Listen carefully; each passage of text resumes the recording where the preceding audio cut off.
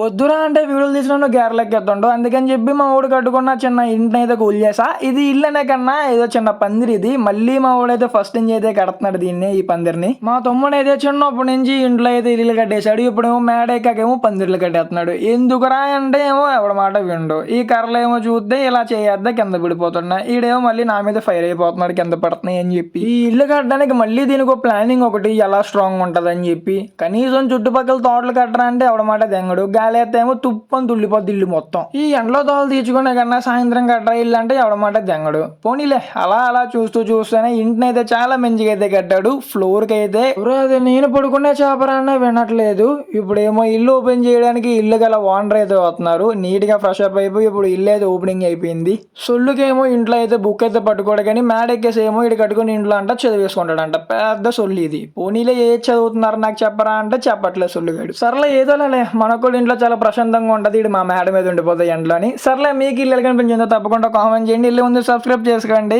వెంట అయితే మరి బాయ్. ఇల్లు చూడడానికి ఎలాగుందో తప్పకుండా కామెంట్ చేయండి.